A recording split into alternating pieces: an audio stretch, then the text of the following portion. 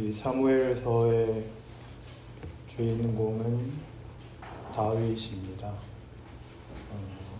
하나님이 다윗의 왕권과 그 가운데 영원한 지위와 운명을 약속하십니다. 우리의 관심은 어떻게 하면 다윗 같은 승리, 성공, 영광, 운명을 가질 수 있는가 하는 것이 우리의 관심일 것입니다. 그리고 다윗에게서 그 이유를 찾으려고 합니다. 그러나 뜻밖에도 성경은 다윗의 인생을 그렇게 위대하게 그리고 있지 않습니다. 그런데도 우리가 다윗을 위대하게 보는 것은 위대하다고 선입견을 가지는 탓입니다. 그의 생애는 사울과 비교하여 그렇게 크게 나아 보이지 않습니다. 그런데 우리는 왜 다윗을 더 나은 사람으로, 위대한 사람으로 이렇게 취급하게 되었을까요? 거기를 우리가 이제 세밀히 살펴보아야 하나님의 일하심과 우리의 인생이 말하자면 성경적으로 이해가 되고 또 살아낼 수 있게 되리라고 생각을 합니다. 사울은 사실상 폐위되었지만 하나님은 사울을 아직 죽이지 않습니다. 그는 사무엘상 끝에 가서 이제 죽습니다. 그때까지 실제적으로 왕위를 잇게 된 다윗이 기름 부음을 받고 사울의 휘하에서 그의 부하로 있다가 그 다음에 이제 시기를 당하여 사울에게 쫓기게 되죠. 긴 세월을 다윗은 이렇게 쫓기는 자가 되고 고단한 인생을 살게 됩니다. 이런 식의 이 다윗의 생애를 어떻게 이해해야 되느냐 하는 문제가 성경이 다윗을 내세워서 하고 싶은 진정한 내용일 텐데, 결론부터 얘기하자면 다윗의 생애는 하나님의 은혜가 담기는 생애인 것을 증언합니다. 은혜를 그가 만드는 것이 아니라 그가 잘해서 은혜를 보상으로 받는 것도 아니라 은혜가 담깁니다. 그럼 사울은 뭐냐? 사울은 우리가 잘 아는 대로 사무엘상 15장에서 하나님의 명령을 거역하여 순종이 제사보다 낫습니다 라는 책망을 듣고 폐위된 사건에서 보여주듯이 그는 순종치 않은 사람, 자기가 뭘 열심히 하려던 사람, 그래서 그 사람의 생애 속에 담은 것은 하나님으로부터 내용이 담기지 않고 자기가 만든 것이 전부인 사람, 그것이 사울입니다.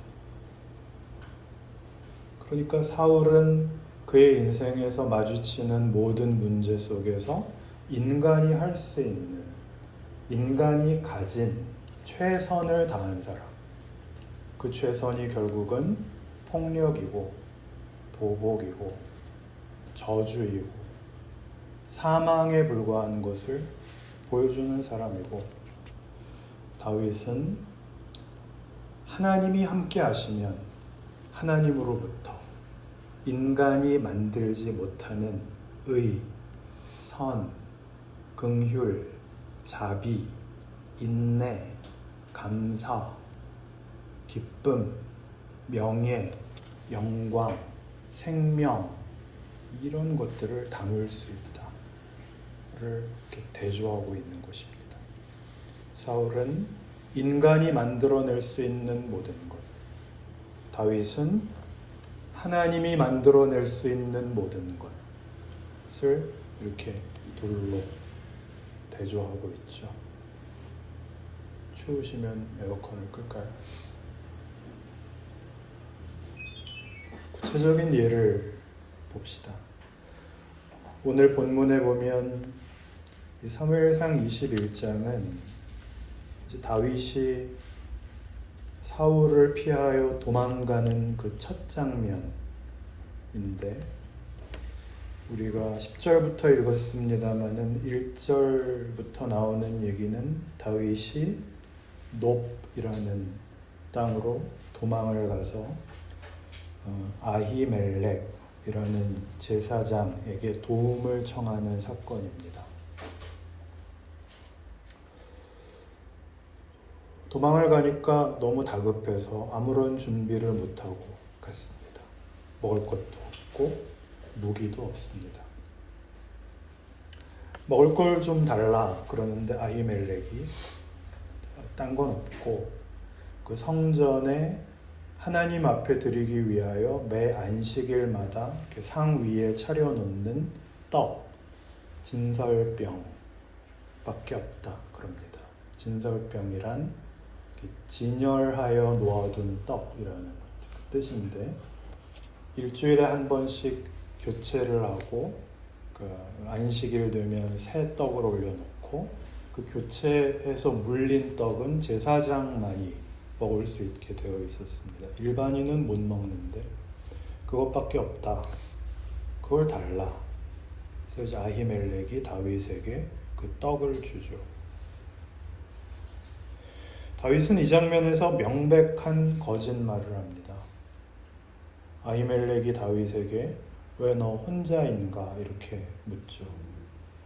말하자면 당시 이스라엘에 적어도 육군 참모총장쯤 되는 그런 사람이었는데, 다윗은 아무런 주변에 호위병도 없이 수하도 없이 단신으로 마치 그 도주 대사처럼 그렇게 나타났으니까 이 정부에 무슨 일이 일어났나, 무슨 어려운 일이 생겼는가, 그리고 아히멜렉이 놀라죠. 그러니까 다윗이 하는 말이, 내가 왜 혼자 다니느냐 하면, 사울 왕이 나한테 비상하고 긴급한 밀령을 내려서 내가 홀로 왔다. 그러니 나를 도와줘야 된다. 라고 사기를 칩니다. 다급해서 한 말이죠. 훌륭한 일 아니죠. 그런데 희한하게 이 사건을 마태복음 12장에 오시면, 찾아보시죠 한번. 마태복음 12장, 예수님께서 희한하게 이 사건을 인용을 하십니다. 왜 희한하다고 그러는지 생각해 보시기 바랍니다. 마태복음 12장 1절.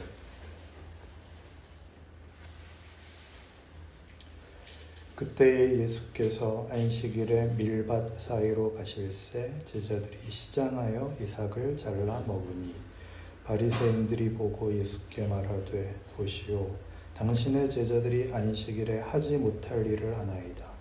예수께서 이르시되, 다윗이 자기와 그 함께한 자들이 시장할 때에 한 일을 읽지 못하였느냐?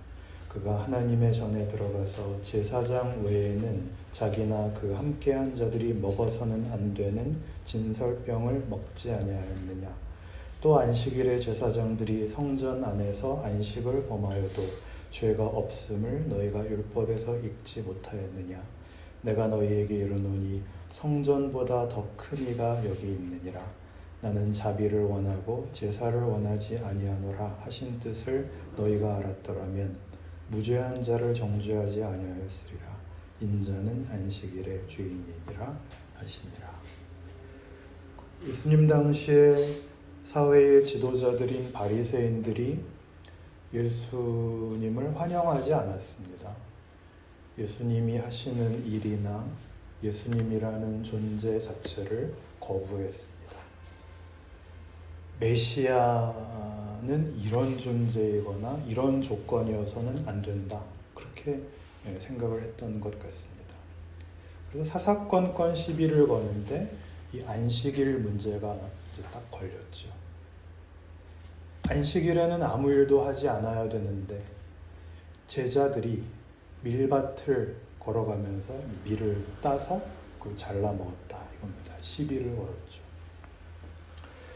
그래서 예수님이 거기에 대해서 이제 해명을 하시면서 뜻밖의 다윗의 예를 드는 겁니다. 우리 오늘 본 사무엘상에 나오는 다윗이 제사장밖에 못 먹는 그 진설병을 먹은 거 그거 모르느냐? 이 부분이 희한한 게 다윗이 무슨 모범적인 일을 한 게 아니고 도망 다니다가 배가 고파서 그것도 거짓말까지 해가면서 배를 채운 그 일을 예로 들어서 그렇게 함으로써 이제 율법의 기능이 정죄가 전부가 아니다 라고 하는 걸 이렇게 말하자면 열어놓으시죠. 이런 일들이 다윗의 가치와 다윗의 생애입니다. 나는 자비를 원한다. 나는 긍휼을 원한다. 이런 하나님의 어떤 의도, 우리를 향한 뜻과 긴밀하게 연결되어서 기독교를 이해하는데, 기독교인으로 사는 인생을 이해하는데 매우 중요한 지표가 되고 있는 셈입니다. 이런 그 율법의 예외적 적용, 사울은 하나님의 명령을 거부함으로써 폐위가 되는데 다윗은 먹으면 안 되는 진설병을 먹고도 왜 멀쩡하게 살아나는 어떤 의미에서 면제 같은 것들은 왜 일어나느냐 하는 것입니다. 좋습니다. 어쨌든 그러면 사울은 억울하지 않습니까? 왜 다윗에게 담으신 은혜를 사울에게는 안 담으신단 말입니까? 이거죠. 쉽게 말해서 왜 다윗은 봐주고 사울에게는 이렇게 혹독하십니까? 이렇게 질문을 하실 수 있어야 합니다. 우선 이렇게 간단한 전제를 가지고 얘기를 해보죠. 신앙생활은 잘하셔야 되는 것이 맞지만 잘못하면 끝인 것도 아니라는 얘기입니다. 그건 고맙죠. 이건 싫으신가요? 법대로 하시면 좋으실까요? 내가 잘하면 상급을 받고 잘못하면 형벌을 받고 그건 기독교가 뭔지 십자가가 뭔지 하나도 모르는 거죠. 나는 신앙생활을 이렇게 열심히 하는데 오늘 안 나온 누구하고 나를 하나님이 똑같이 취급을 하신단 말인가 하는 생각이 마음에 드신다면 두 번째 사건을 보셔야 됩니다. 두 번째 사건은 오늘 본문에 보신 바로 아기스에게까지 다윗이 피난을 가는 거죠. 아기스는 블레셋 5 방백 중에 하나입니다. 그 한 지방의 우두머리인데 다윗이 도망가다가 피난처가 없어서 결국은 적국에까지 피난을 가야 했습니다. 정치적 망명 이라는 게 있죠. 다윗이 적국에까지 피난을 갔다는 것은 대단한 궁지에 몰린 형편을 말해주고 있는 것입니다. 근데 상대가 알아봤죠, 다윗을. 저 사람은 우리의 주적입니다. 우리의 용사 골리앗을 죽인 자요. 사울은 천천을 죽였고 다윗은 만만을 죽였다. 그렇게 노래를 했을 때 그 만만이 누구겠습니까? 다 블레셋 사람들입니다. 우리에게 최대의 적입니다. 이참에 죽여야 됩니다. 다윗이 아이고 여기서는 안 되겠구나. 정치적으로 이렇게 합의가 안 되겠구나 싶어서 이 곤경을 벗어나려고 하는데 다른 방법이 없으니까 미친 채를 합니다. 요즘 정치인들도 그렇게 미친 채 하시는 분들이 가끔 계시지 않습니까? 그러니 생각해 보십시오. 그는 국가에 충성하고 사울에게 충성했으나 그에게 시기를 당하고 사지로 몰려서 원통하고 갈 수 없는 데까지 피난을 가야 되는 비참한 자리에 와서 미친놈처럼 사지를 헤어나와야 되는 처참한 자리까지 옵니다. 그런데 이 사건을 뜻밖에도 시편 34편에서 다윗은 이런 식으로 노래합니다. 비극적으로 표현을 하지 않습니다. 시편 34편입니다.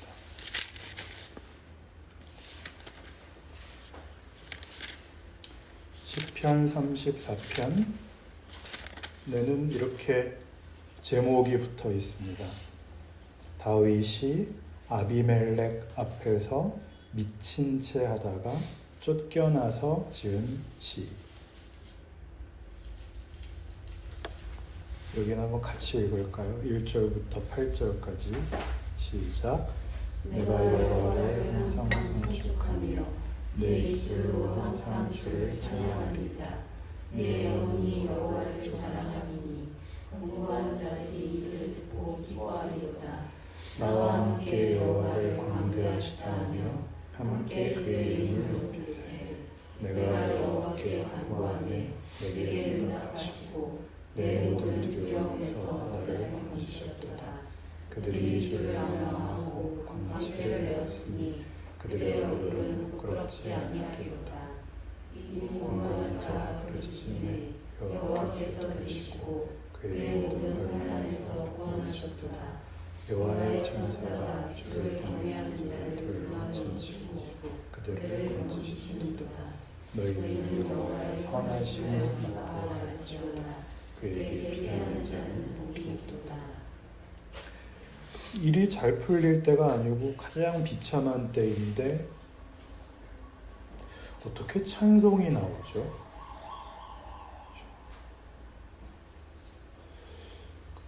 우리 모두가 매일 당하는 가장 현실적인 사건 아닌가요? 원통하고 비참하고 처참하고 는 신자라고 면제되지 않는 현실입니다. 우리 생각에는 원망해야 되고 보복해야 되고 폭력을 휘둘러야 맞습니다. 사울이 하는 일입니다. 사울이 맡은 일입니다. 인간이 할 수 있는 유일한 방법이고 내용이죠. 다윗은 뭐가 다르죠? 다윗이 다른 게 아니라 하나님이 다윗에게는 그 모든 경우에 하나님이 누구신가를 이렇게 담아 놓습니다. 그게 다윗입니다. 다윗은 이 일을 통하여 인간이 만들 수 없는 은혜를 담습니다. 여기 8절에 나오는 것처럼 하나님의 선하심을 맛보아 알게 됩니다. 우리가 만드는 폭력, 우리가 만드는 허망함, 실패와 다른 생명과 진리와 영광과 충만과 자랑과 감사와 회복, 용서, 그 즐거움을 인간이 만들어내는 최악의 절망과 포기의 자리에서 맛보아 알게 됩니다. 우리는 우리답게 이 둘을 썩죠. 그래서 하나님이 내 편을 들었다면 왜 나한테 절망과 비참한 현실이 있는가? 라고 분노합니다. 그러나 기독교 신앙은 언제나 모든 문제를 해결하는 것으로 다부럽지 않습니다. 기독교 신앙이 갖는 최고의 신비, 아니 최고의 은혜가 있다면 그것이 생겨날 수 없는 곳에서 구원이, 소망이, 믿음이 생긴다는 사실입니다. 여러분이 이 시간에 교회에 나와 앉아 계시다는 것보다 더 큰 기적은 사실은 없습니다. 그렇지 않습니까? 여러분은 대부분 좋으십니다. 그렇죠? 교회 오시면 안 그래도 고단한데 횡설수설 버벅거리는 제 설교를 들으시면 대부분이 좋으십니다. 대부분이. 나만 좋은 줄 아셨죠? 얼마나 큰 위로입니까? 그리고 설교를 사실은 잘 못 알아들으시지 않습니까? 사람이나 많이 모이면 그런 맛이라도 오겠지만 그것도 아닌데 그런데 오십니다. 주일마다 늦게라도. 그 시편 34편이죠. 여러분의 불평과 불편과 불안과 불만이 이 안에 다 혼재되어 하나님이 다윗에게 증언한 모든 것들로 우리 모든 각 개인에게 반복적으로 일하고 계시다는 사실입니다. 그는 성실하십니다. 우리 안에 소망과 기쁨과 담대함을 만들어내십니다. 우리에게 시비를 거는 세상을 해체하고 무너뜨리는 것이 아니라 내가 그 세상의 한복판에서 헛되고 더러워지고 절망하는 데서 벗어나 하나님이 주시는 것들로 채워지는 그런 위대한 인생을 살아내는 것입니다. 당연히 눈물 나는 인생입니다. 우리 탕자의 비유에서 보시는 것 같이 작은 아들은 자기의 뜻대로 하고 싶어서 아버지 재산 중에 자기 몫을 달래서 가지고 나가서 결국 허랑방탕할 수밖에 없었습니다. 허랑방탕은 소비되고 낭비되는 것을 뜻합니다. 창조적이지 않습니다. 생산적이지 않습니다. 낭비되고 소진되어 굶게 됩니다. 죽게 되죠. 그때 그가 가진 소망 하나가 뭡니까? 탕자가 죽게 되었을 때 가진 소망 하나. 우리 아버지는 달랐다. 입니다. 내 아버지 집은 달랐다. 천국에 대한 비유이고 하나님에 대한 비유입니다. 아버지를 가진 자와 아버지가 없는 자는 그 태도에서, 반응에서, 자기 이해에서 얼마나 다릅니까? 사울과 다윗이 다른 것처럼 우리는 하나님 없는 자와 하나님 있는 자의 차이를 우리 안에서 당연히 가져야 됩니다. 그건 책임이고 명예입니다. 이 부분을 우리 신자들이 많이 놓치는 것 같습니다.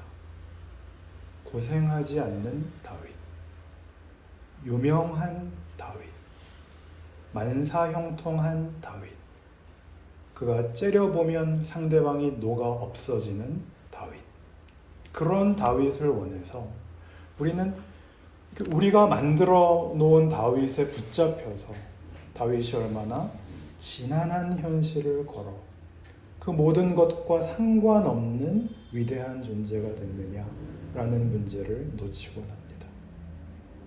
우리 자신에 관한 문제죠. 여러분이 바로 다윗이라고 성경은 이렇게 말하는 것입니다. 그리고 오늘 22장에 와서 1절, 2절까지 읽었는데요. 그가 아둘람 굴로 피신을 하고 환난을 당한 자, 고난을 당한 자, 억울한 자들 400명이 그의 수하에 찾아왔다 하는 데까지가 오늘 본문입니다. 누가 찾아온 걸까요? 우리가 쉽게 얘기하는 착하게 살고 정의로운 소수파를 말하는 게 아니라 사회에서 소외된 사람들, 차별받고 배제되는 사회의 그 일정한 기준에 미흡한 소수자들, 능력 없는 자들, 범법자들까지 포함하여 정상적인 사회활동을 할 수 없는 자들이 다 다윗에게로 옵니다. 다윗이 누군데요? 지금 자기 목숨 하나를 부지하기 위해서 미친 채 할 수밖에 없는 그 조건에 처한 다윗이 그들에게 피난처가 됩니다. 이 무슨 신기하고 닮고 싶지 않은 그런 인생일까요? 더 많이 벌어서 좋은 시설을 갖춘 고아원을 만들고 학교 만들고 선교센터 만들고 그래야 되는 거 아닌가요? 아니요. 그는 미친 척해서 침을 흘리고 벌벌 기어서 사지를 벗어난 주제에 아무도 돌볼 수 없는 자들의 피난처, 위로자, 보호자가 됩니다. 이런 기막힌 인생이 있나요? 하나님이 실제로 그렇게 하십니다. 예수님의 오심이 바로 이 다윗의 지금 상황과 다르지 않은 것을 봅니다. 마태복음 4장이죠. 마태복음 4장 23절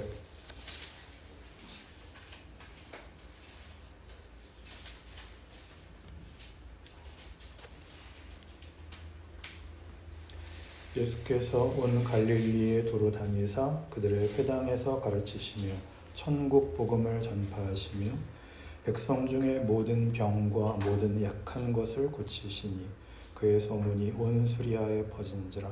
사람들이 모든 앓는 자 곧 각종 병에 걸려서 고통당하는 자 귀신 들린 자 간질하는 자 중풍병자들을 데려오니 그들을 고치시더라. 갈릴리와 데가볼리와 예루살렘과 유대와 요단강 건너편에서 수많은 무리가 따르니라. 예수께서 기적을 베푸셨다 그러면 뭐 당연한 얘기라고 우리는 생각하지만 이거를 예수님 입장에서 이렇게 생각을 해보면 예수님은 지금 사실 굉장히 곤궁한 자리에 있습니다. 성육신 자체가 그렇죠. 무한한 신이 유한 속에 이렇게 갇혀 들어오시는 거니까요. 육신을 입고 시간 속에 잡혀 들어옵니다. 하늘의 영광과 권세를 놓고 인간 세상에 그것도 사람들이 보기에도 그저 아무것도 아닌 한 가난한 천민으로 오시죠. 그가 병을 고치시지만 그것은 그것 자체를 위해서가 아니라 다른 표적을 위해서 예수님께서 구원을 위해 오신 분임을 이렇게 나타내는 데에 쓰이지 그의 신분을 드러내거나 그의 힘을 과시하기 위해 쓰이지 않습니다. 그는 십자가에 죽으실 것입니다.